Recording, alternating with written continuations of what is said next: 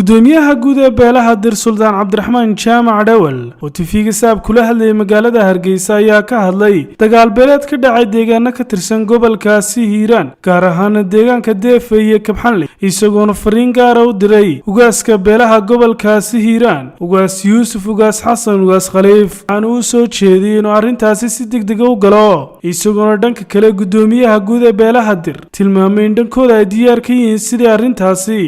wax looga qaban lahaa waxaan joogaa Hargeysa waxaan joogaa xafiiskii Hargeysaad ee beelaha direed caasimadda Somaliland waxaan maanta halkan u soo fariistay war saxaafadeedkaygan maanta wuxuu daaran yahay baaq nabadeed oo ku saabsan dhammaan Soomaali meel ay joogtaba inaan u baaqo in ay nabadgelyada iyo walaalnimada iyo islaamnimadeeda ay ku sugnaato iska ilaaliso shaydaanka marka xiga gaar ahaan waxaan halkan maanta u soo fadhiistay arrinta gobolka Hiiraan gaar ahaan Deefe iyo Kabxanle ee dadka walaalaha kala haysata oo bariyahanba culaadeedu baraha bulshada ay taagan tahay dadna ku dhinteen dadna ku dhaawacmeen aniga waa gudoomiyihii guud ee beeraha direed waxaan halkan baaq nabadeed aan uga jeedinayaa arrinta iyada ay beled weyn gobolka Hiiraan gaar ahaan Deefe iyo Kabxanle ee beesha direed ee halkaa degan iyo tolka hawaadle ee halkaa degan ka dhex taagan waxaan ku dardaarmayaa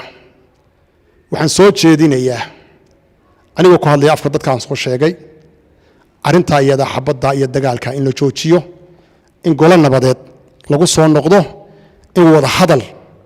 la galo haddaanu nahay beelweynta direedna waxaanu diyaar u nahay in hawsha iyada aanu qayb lixaad ka qaadano walaalnimada iyo magaranaysaa wada jirka hawsha iyada waxaan si gaar ah ula hadlayaa ugaaska guud ugaas Yuusuf ugaas Xasan ugaas Khaliif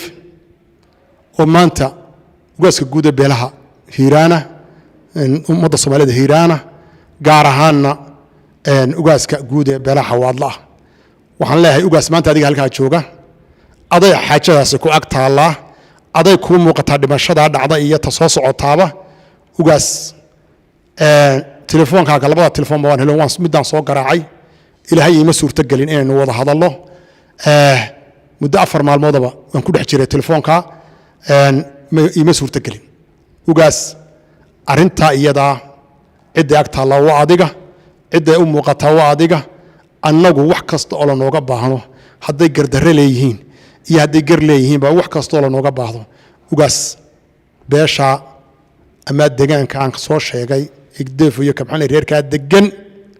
diyaar waxaan u nahay inaan qabanno diyaar waxaan u nahay inaan hawsha laynila dayo haddii la nooga maarmi waayo